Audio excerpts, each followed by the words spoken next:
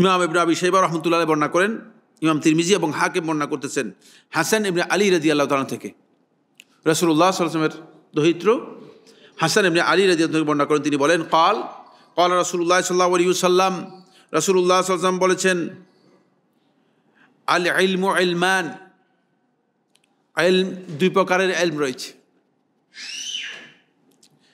খেয়াল রাখো তোমরা।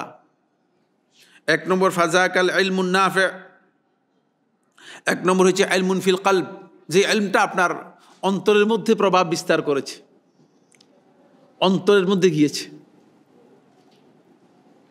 সামান্য হোক, অনেক বেশি জ্ঞানের প্রয়োজন নেই, অনেক কিছু জানেন দরকার নেই, সারা পৃথিবীর সমস্ত নলেজ আপনার অর্জন করতে হবে দরকার নেই, কিন্তু এমন জ্ঞান অর্জন করতে হবে, এমন নলেজ দিতে হবে যে নলেজটা আপনার অন্তরের মধ্যে কি করবে, প্রভাব বিস্তার করবে, যে নলেজ দিয়ে আপনার অন্তরের মধ্যে আল্লাহ তাআলার ভয় আপনার অন্তরের মধ্যে আসবে, তাহলে ইলমুন ফিল কলব ফাযালিকাল ইলমুন নাফি', এটাই হচ্ছে মূলত উপকারী জ্ঞান। উপকারী জ্ঞান আল্লাহ নবী সাল্লাল্লাহু আলাইহি ওয়াসাল্লাম আল্লাহ তাআলার কাছে চেয়েছেন, আল্লাহুম্মা রযুকনি ইলমান নাফি'a, দেখছেন, আল্লাহুম্মা রযুকনি ইলমান নাফি'a, হে আল্লাহ আপনি আমাকে উপকারী জ্ঞান দান করুন। কারণ উপকারী জ্ঞান যদি আপনি অর্জন করতে পারেন তাহলে আপনি নিজের উপকার করতে পারবেন, আবার অন্যেরও কি করতে পারবেন, উপকার করতে পারবেন। আর দ্বিতীয় প্রকার ইলম হচ্ছে ইলমুন আলাল লিসান, এটা হচ্ছে জিহ্বার জ্ঞান, জিহ্বার উপর জ্ঞান, বক্তব্যের জ্ঞান, ভাষার জ্ঞান। মাশাআল্লাহ, এমন অনেক বক্তাকে আমি দেখেছি, আমার এই দুই চোখে দেখেছি, আমি অন্যখান থেকে রেওয়ায়াত করতেছি না, আমার দুই চোখে দেখেছি, বুঝলেন না, সারা রাত ওয়াজ করে ফজরের সালাত আদায় করে না।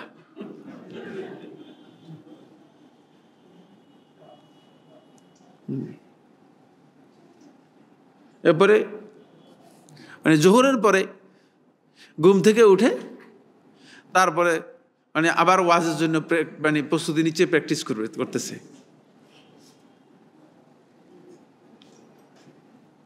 কি এই লোকে কি মানুষকে হেদায়েত দিবে, তার কাছে তো হেদায়েত কি পাবেন আপনি? ফলে শুধুমাত্র কথা, চটকদার কথা, শুধুমাত্র বাহাদুরি।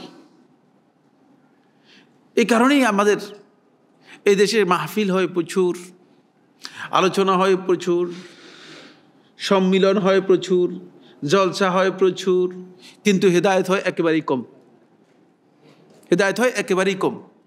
কারণটা এই জায়গায় যে আসলেই আমরা মানে হেদায়েতের জন্য কাজ করতেছি না, সবাই নিজের স্বার্থের জন্য কাজ করতেছি। ফলে আল্লাহ রাসূল সাল্লাল্লাহু আলাইহি ওয়াসাল্লাম এর সাহাবী, না এটা রাসূলুল্লাহ সাল্লাল্লাহু আলাইহি ওয়াসাল্লাম রিওয়ায়াত হাদিস, এটা হাসান ইবনে আলী রাদিয়াল্লাহু বর্ণনা করেছেন মারফু হাদিস রাসূলুল্লাহ সাল্লাল্লাহু আলাইহি ওয়াসাল্লাম থেকে, ইলমুন আলাল লিসান, একদল লোক বের হবে যাদের ইলমটা হচ্ছে লিসানের উপর, জিহ্বার উপর, বক্তব্যের উপর, বক্তব্যের ভাগ মানে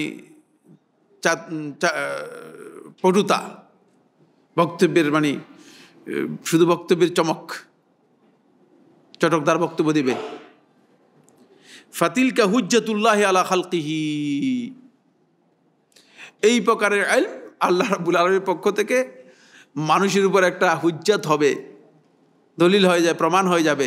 সেই ব্যক্তি নিজেও ধ্বংস হবে, তার যাদেরকে বলছে তারাও ধ্বংস হবে, কারণ কেউ হেদায়েত লাভ করতে পারবে না, এখান থেকে হেদায়েত লাভ করবে না, তারা নিজেরাও ধ্বংস হবে, অন্যকে ধ্বংস করবে।